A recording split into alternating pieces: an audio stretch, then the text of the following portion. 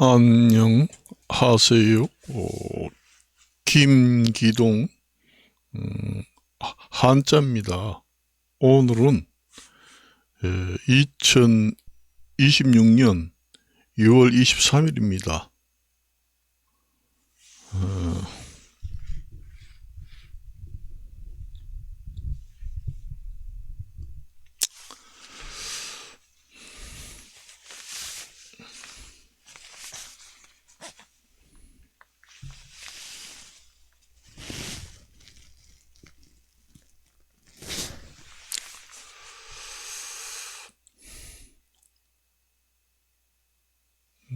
저도 이제 뉴스도 많이 보고 텔레비전도 많이 봅니다. 이렇게 저도 저번 시간에 얘기했지만은 우리나라도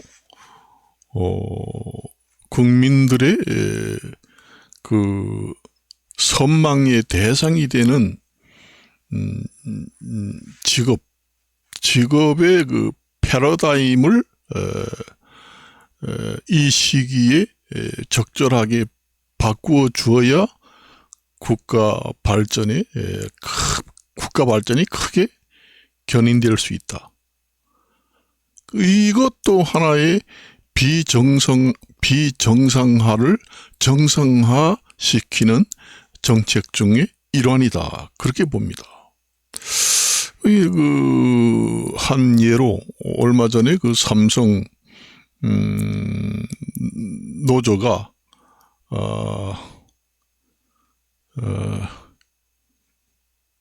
이익이 창출되는 곳에는 공동으로 나누는 것이 원칙이다. 이렇게 이제 얘기를 합니다만은 법률적으로 모법이 있어서 법적으로 뒷받침되는 법 명문 조항이 있는지 없는지는 잘 모르겠습니다만은 있다고 하면은 국민들이 가장 선호하는 직업군으로 발전시켜야 하는 것이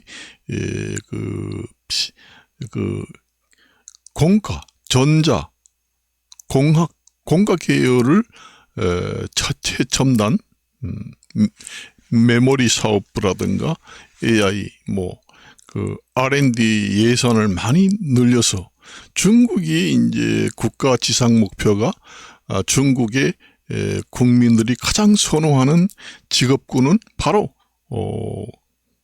공과 계열이다. 그래서 중국이 세계를 지배하는 최첨단 기술이 선도를 하고 있다. 그렇게 돼 있잖아요. 그게 지금의 현실로 나타나잖아요. 우리나라도 그런 기조에서 생각을 한다면은 지금의 올해 같은 우리나라 같은 경우에는 삼성전자, 하이닉스 이런데 인재 머리 좋은 학생들이 복수 시험을 봐서 응시해서 합격을 했다는 얘기죠.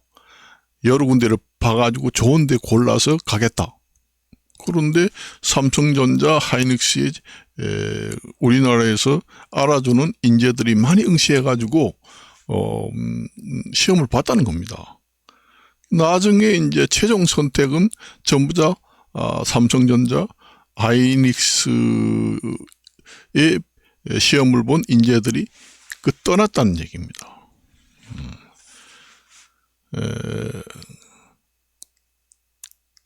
우리나라에서 가장 국민들이 선호하는 직업군이 뭐뭐다 이렇게 얘기는 하지 않겠습니다. 그쪽으로 갔다는 얘기예요. 이번 삼성 노조 에서 합의된 내용을 보면은 메모리 사업부 같은 경우에 그러니까 삼성전자에서 근무하는 삼성 가족 노동자들도 여러 사업 분야가 있거든요. 전체적으로 일률적으로 배당금을 똑같이 줄 수는 없어요. 차등화를 두어야 된다는 얘기예요. 그래야 이제 공과 계열의 학생들이 많이 모여든다는 얘기입니다. 그게 이제 기본이 된다는 얘기예요. 당근을 제시하고 국가에서 기술 수당을 주든지 아니면은 이익이 많이 창출되면은 배분을 해가지고 공과 계열. 저도 이제 자녀를 키우면서 전부 다 그 전자공학과라든가 공과 계열에 앞으로 미래 먹거리가 달려 있고 국가 발전에 가장 그 선도적인 첨단 기술을 올 것이다. 미래의 먹거리다. 그리고 세계를 제패하고 패권 국가에 앞서려면 공과 계열이다 해서 저도 그 전부 다 자녀들을 공과 계열로 지금 졸업을 했어요. 산업안전 그 전자공학과라든가 이런 계열. 그다음에 건축 디자인과 기술 계열 이런 데로 이제 진출을 많이 시켰습니다. 그래서 저는 자녀를 키울 때 컴퓨터를 사달라고 그러면은 빚을 내서라도 다 사줬습니다. 어렸을 때는 컴퓨터 사주면은 아이들이 게임을 많이 하잖아요. 게임을 해도 머리가 트이고, 컴퓨터 다루는 능력이 향상됩니다. 그리고 이제 중학교, 고등학교 가면은 컴퓨터를 자동적으로 배우게 됩니다. 그렇게 되면 이제 컴퓨터에 익숙하게 되지요. 그래서 우리 자녀 같은 경우에는 군대 갔을 때도 행정병을 했습니다. 행정병. 그러니까 이제 컴퓨터를 잘한다든가 컴퓨터 급수를 딴다든가 그런 계열이 있으니까 군인 가서도 행정직에서 근무를 했습니다. 그 삼성전자, 하이닉스 이런 메모리 사업부 메모리 그 첨단 기술도 국가 지상 목표로 상당히 그 국가 발전에 기여한다. 세계가 그런 도로 우리나라 머리 좋은 인재들이 취직을 해서 몰려들게 만들어야 한다는 얘기죠. 우리나라 한국의 국민들은 그 공과 계열 학교를 나오는 것을 가장 최고의 학벌로 생각하고 취업도 삼성이라든가 하이닉스 이 공과 계열 최첨단 AI 이런 도로 진출하는 것이 가장 안정적이고 우리나라 국민 그 직업군 중에서 최고다. 그래서 국민 선망 대상이 되는 직업군으로 그 공과 계열을 톱으로 만들어야 된다는 얘기죠. 그래야 앞으로 전 세계를 제패하고 국가 발전에 가장 견인할 수 있는 그런 목표가 된다. 중국이 지금 그런 길로 가고 있습니다. 그래서 이과 공과 계열이 원래 공부를 많이 해야 되잖아요. 그런데 나와가지고 이제 중국 같은 경우에는 첨단 그 산업 분야로 공과 계열 학교를 나와서 진출하게 되면은 가장 그 부자로 살고 앞으로 출세길이 열려 있다. 그렇게 돼 있습니다. 우리나라도 그렇게 해야 된다는 얘기예요. 그래서 삼성전자 노조 파업에서 그 합의된 내용을 봤을 때는 그런 길로 출발하는 단초가 되는 기회다. 저는 그렇게 보고 있어요. 이 삼성 노조에서는 그 계열별로 여러 가지 있죠. 메모리 사업부라든가 그 다음에 비메모리 사업부 이렇게 여러 분야로 나누어 있습니다. 최첨단 메모리 사업부는 좀 더 성과급을 많이 주고 비메모리 사업부는 좀 차등을 돼서 적게 주고 그렇게 초과 수익금이 났을 때 배당금을 그렇게 주는 것이 원칙이다. 똑같이 전체로 똑같이 준다. 그렇게 되면은 공과 계열에 나온 그 메모리 사업부에서 원래 그 삼성전자의 주력 산업이 메모리 최첨단 메모리 사업부잖아요. 가장 공과 계열, 이과 계열에서 가장 주력 산업에 근무하는 사람들을 우대해 줘야 된다는 얘기예요. 국가 공무원에서도 마찬가지입니다. 일반 우리가 견인할 수 있는 첨단 과학이라든가 첨단 산업 분야 이런 데도 뭐 삼성, 하이닉스 이런 데도 중요하지만은 공무원 같은 경우에도 연구에 근무하는 그 직원들 있잖아요.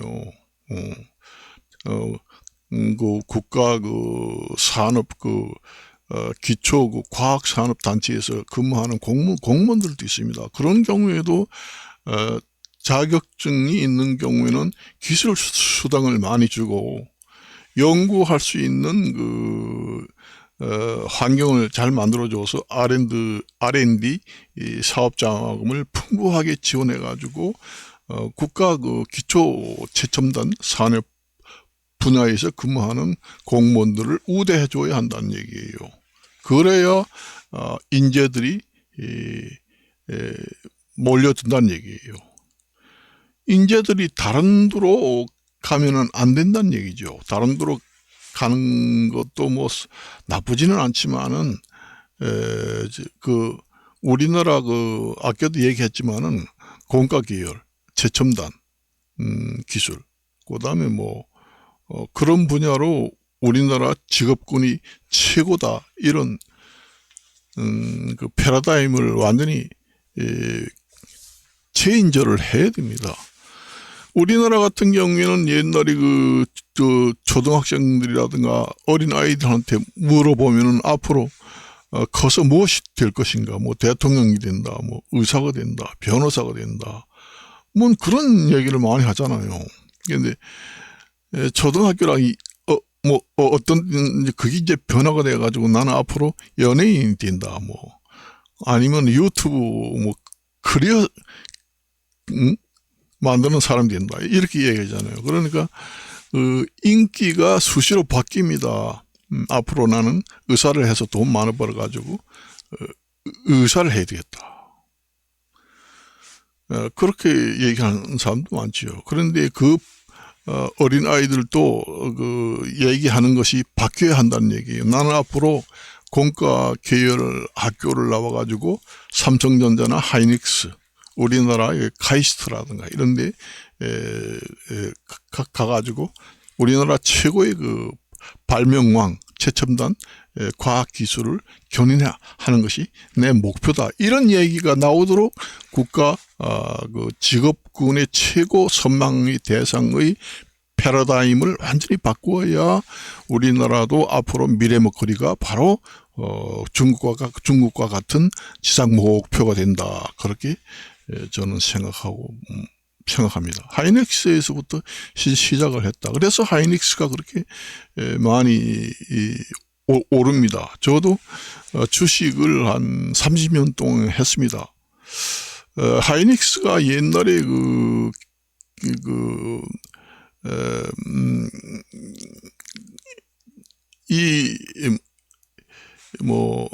다른 회사로 넘어오기 전에는 17,000원씩 이렇게 했습니다. 그리고 기아 자동차도 제가 알기로는 한 25년 전만 해도 11,000원대 했어요. 지금 기아를 그때 내가 9,000원, 8,000원에 사가지고 그때 5, 6만원 할 때 팔았습니다.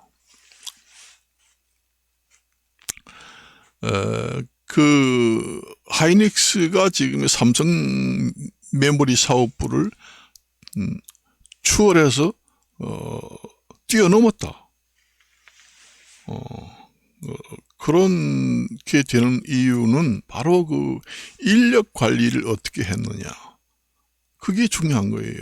하이닉스에서는 초과 달성 수익금이 나오면은 주력 산업에서 얼마나 많이 나왔느냐 따라서 등급에 따라서 배분한다 하는 것이 거기서부터 시발점이 되니까 열성적으로 하지요.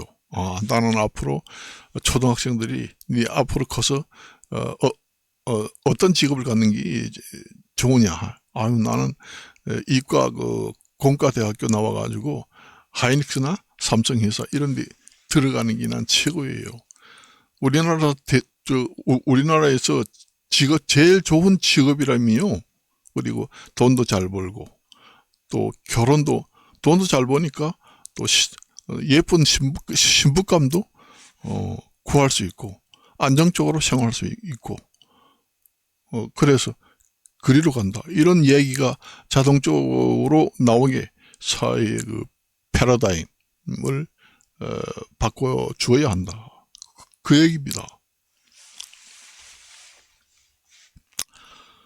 제가 수없이 얘기했지만은 그런 것은 노조 투쟁이 일어났을 때 그런 쪽으로 방향을 생각해서 합의를 했다는 것은 참 잘했다, 그런 생각이 듭니다. 아무 깊은 생각 없이 합의를 하는 것보다 우리나라의 미래 먹거리 창출을 하고, 가장 우리나라의 국민들이 선망의 대상이 되는 직업군을 패러다임을 완전히 바꾸어서 직업군을 새로 만들어 줘야 되겠다. 삼성전자 하이닉스에는 우리나라 그래도 제일 머리 좋다는 학생들이 전부 다 복수 지원을 해서 많이 시험을 봐서 합격은 했는데 나중에 다 빠져나갔다, 다른 데로. 그것은 아직까지 우리나라의 공과계열의 직업군이 별로 인기가 없고, 선망의 대상, 국민들이 생각할 때는 선망의 대상 직업군은 아니다. 아직까지 다른 것이다. 그렇게 아직까지는 생각하고 있다는 얘기입니다. 그래서 제가 수없이 이 얘기를 했습니다. 비정상화를 정상화시키는 것이 정부의 기본 정책이잖아요. 그렇게 해야 된다. 내가 여러 가지를 보니까 사람이 정책을 해도 국민들이 참 잘한다, 깜짝 아이디어다 하는 것을 가끔 발표를 하고 거기에 부응하는 정책을 했을 때 국민들이 호응도가 높습니다. 오늘 아침에 뉴스를 봤을 경우에는 여러 가지 축구협회라든가, 그 다음에 여름이 되면은 성수기에 바가지 요금이라든가 이런 것도 비정상화를 정상화시키는 정책을 몇 가지 발표를 했더라고요. 제가 선거철이라서 내가 이런 얘기는 하지 않는 것이 좋습니다. 피부에 와 닿습니다. 제가 얘기 들었을 때도. 그래서 오늘은 이제 간단히 말씀을 드리고 여기까지 마칠까 합니다. 요즘에 중동 전쟁이라든가 트럼프 대통령의 정책, 세계가 돌아가는 여러 가지 상황이, 제가 한 가지 이제 말씀드릴 거는, 옛날에 성인들이 이제 사람의 본성에 대해서 얘기를 많이 합니다. 원래 사람은 태어나면은 착하게 태어났다. 원래 태어날 때는 사람의 인성이 착하다. 아니야. 사람은 태어날 때부터 악질이야. 아주 악한 성질을 가지고 있는 성질로 태어났다. 그래서 선악설이라고 하잖아요. 사람의 성격은 착하다, 원래 태어날 때부터. 그래서 성자에다가 착할 선자 써가지고 성선설. 그 다음에 악하다 할 때는 악한 성질이 태어날 때부터 가지고 태어난다. 성악설. 그 다음에 착하다, 악하다 아예 없고 동물들하고 똑같이 야성을 가지고 태어났다. 성질이 원래 제가 봤을 때도 그게 맞는 것 같습니다. 뭐 악하다, 착하다 하는 것은 도덕적 측면, 그다음에 그 인간만이 볼 수 있는 그 도덕적인 측면, 윤리적인 측면, 인성 측면, 그 사단 칠정 측면 이런 걸로 봐서 이제 악하다, 착하다 하는 것이지. 사자나 호랑이도 태어날 때 본성이 있잖아요. 야성이라고 합니다. 그거는 야성이라고 해요. 사람도 동물이잖아요. 야성입니다. 사람의 본성은 태어날 때 소나 돼지나 사자나 똑같이 야성을 가지고 원래 성질, 본 성질이 야성이다 그렇게 봅니다. 악하다, 약하다 하는 그 단어는 도덕적인 측면에서 나온 단어예요. 사람만이 도덕이 있잖아요. 그 호랑이, 사자 도덕이 있나요? 없습니다. 도덕적인 측면에서 뭐 소나 돼지, 호랑이 같은 경우에는 악하다, 약하다, 악하고 착하다 이런 얘기 안 하잖아요. 사람만 도덕 법을 지킬 수 있고 두뇌가 지능이 높으니까 도덕을 배우고 이렇게 해서는 안 된다. 도덕을 지키면서 법을 지키면서 생활하는 것이 그 인간의 그 지각 차이, 인간의 그 두뇌 수준이 높기 때문에 그 영역에서 나오는 단어가 바로 그 도덕적 단어로 악하다, 약하다 그렇게 나온 얘기이기 때문에 애당초 단어서부터 틀린 얘기다 저는 그렇게 봅니다. 그래서 야성이다. 사자, 호랑이, 산짐승, 날짐승, 사람도 동물이니까 야성입니다. 태어날 때 사자나 호랑이, 날짐승 사람도 동물이잖아요. 사람 태어날 때 본성은 야성입니다. 야성. 악하다, 착하다 하는 얘기는 사람이 도덕적으로 만들어낸 단어이기 때문에 그 악하다, 착하다 하는 얘기는 본성에서 나올 수가 없어요. 소나 돼지나 동물들하고 똑같이 사람도 태어날 때 본래의 성질은 야성을 가지고 있는 성질입니다. 그게 이제 본성이에요. 동물이나 사람이나 똑같은 동물이기 때문에 사람도 태어날 때 본성은 야성으로 태어난다. 그렇게 저는 봅니다. 그 야성이라는 게 뭐냐? 살아가려면은 그 조물주가 그러니까 하느님이든 그 사람을 처음에 만들어낸 조물주, 신, 창조신이라고도 하지요. 조물주가 만들 때는 호랑이, 동물이나 사람도 동물이잖아요.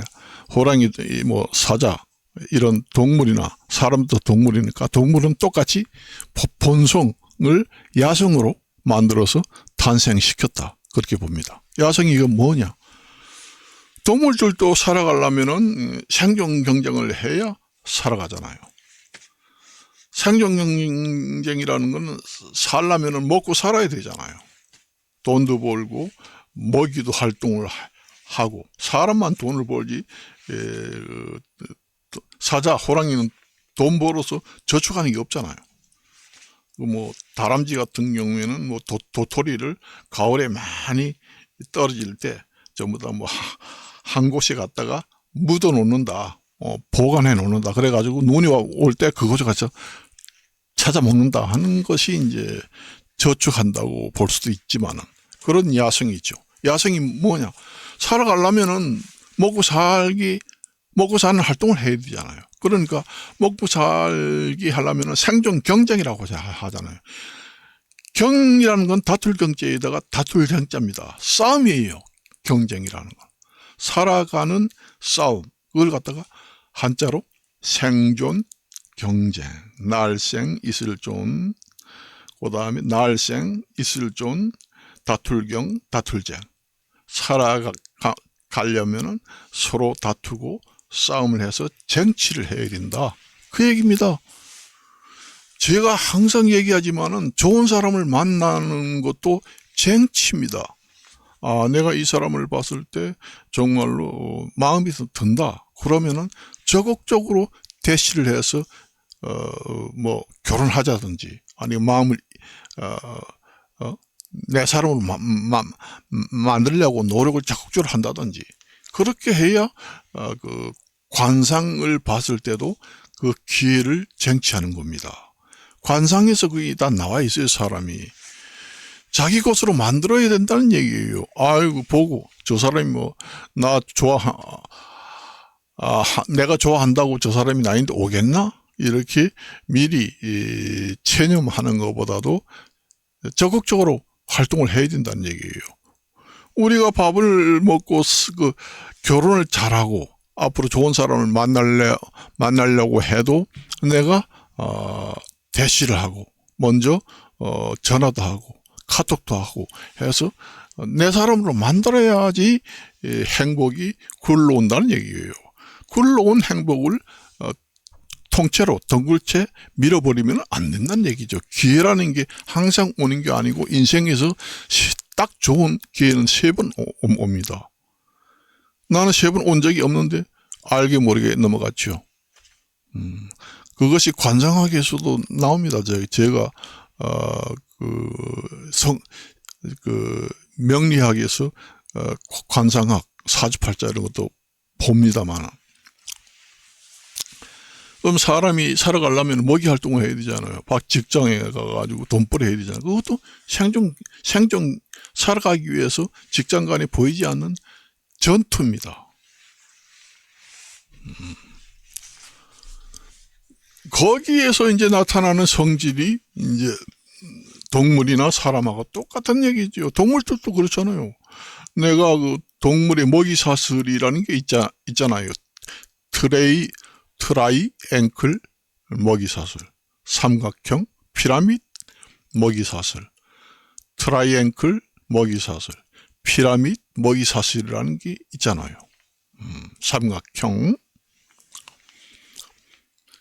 이 호랑이 같은 경우에도 먹이 활동을 하면은 이제 동물을 잡아먹잖아요. 서로 똑같습니다. 사람도 동물같이 또 잡아먹는다 이렇게 똑같은 동격으로 볼 수는 없지만은 사람은 그 도덕적인 동물이기 때문에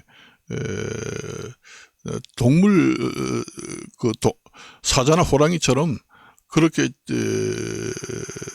잡아먹거나 그런 건 없지만은 그 근본적인 이론은 똑같습니다. 잡아먹는 거나 마찬가지예요. 남을 짓밟고 올라가야 내가 승진한다 하는 것도 마찬가지예요. 그게.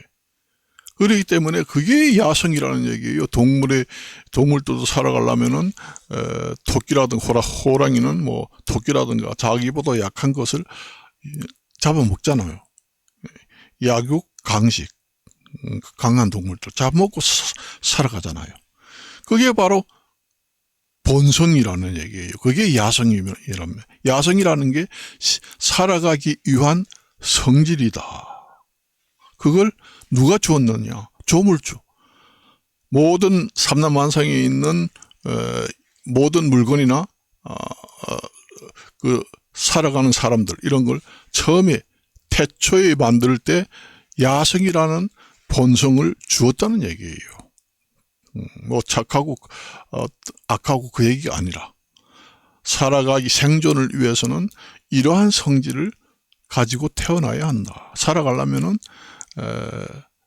내가 먹고 살아야 된다. 경쟁을 해야 된다. 가만히 있는데 갖다가 입에다가 밥을 먹여주는 게 있나요? 없잖아요.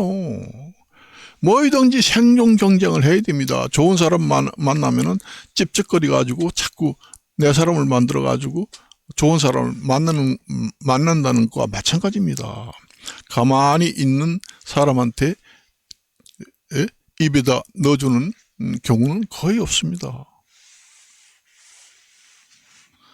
그래서 옛날에 성인들이 뭐 성악설이나 그다음에 성선설 이런 걸 얘기했지만은 고자가 얘기하는 선악설은 없다 하는 것이 저는 가장 타당한 그 사람의 본성의 이론이다 그렇게 생각합니다. 야성이다 그렇게 봅니다. 사람은 본성이 야성을 가지고 태어났다.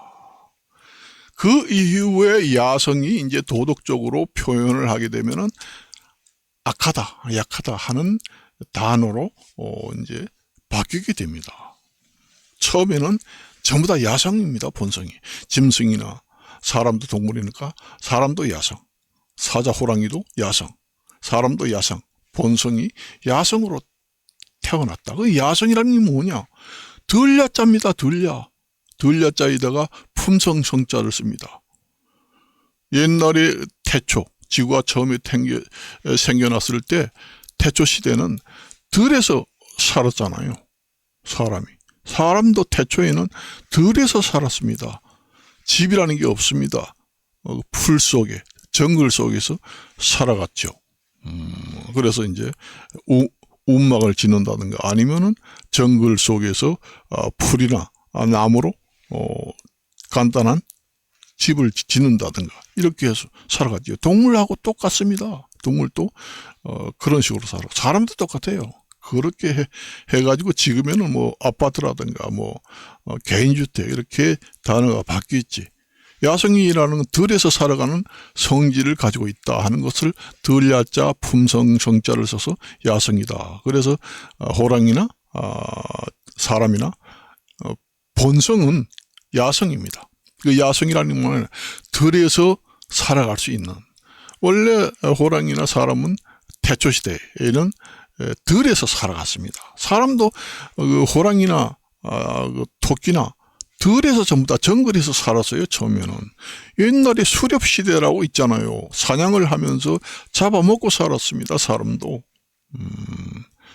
사람도 뭐 옛날에 화살이라든가 이런 거 들에서 사니까 뭐 지금에는 뭐 사람이 진화가 돼가지고 곡식을 재배한다, 뭐 한다, 농장을 한다 하지만 옛날에는 태초 지구가 처음에 생길 때는 호랑이나 사자나 똑같은 생활을 했어요. 들에서 그냥 풀을 뜯어먹고, 그 다음에 짐승을 잡아먹고, 토끼라든가 이런 걸 잡아서, 나중에, 그때는 불이 없었기 때문에 생식을 했겠죠.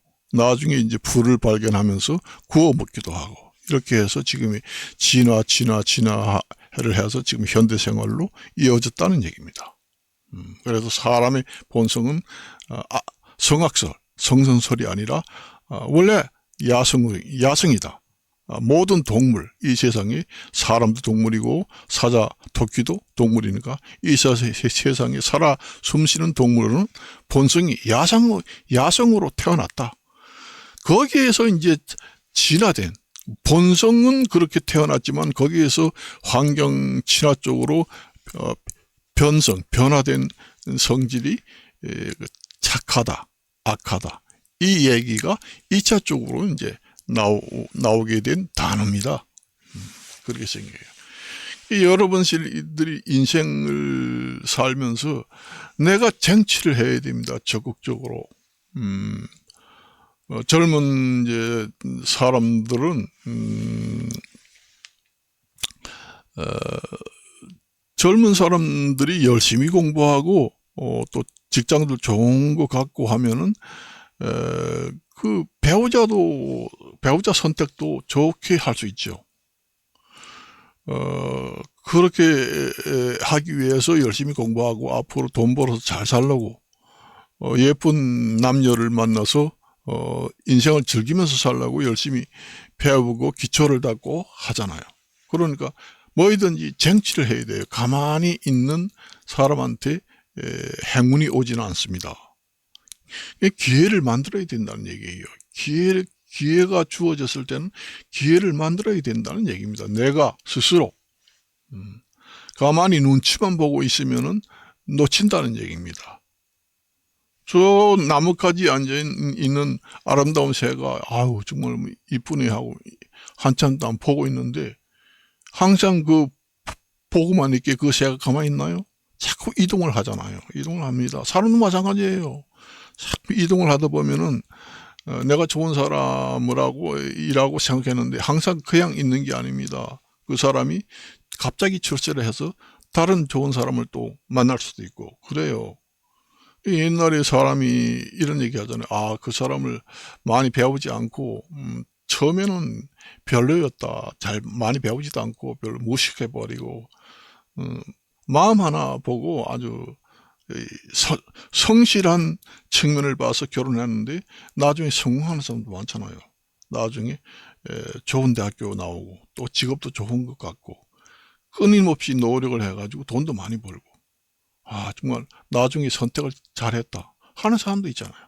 그렇게 품성을 보고 미리 선택한 사람도 나중에 그런 얘기가 나오죠. 그래서 여기서 마치도록 하겠습니다. 안녕히 계십시오.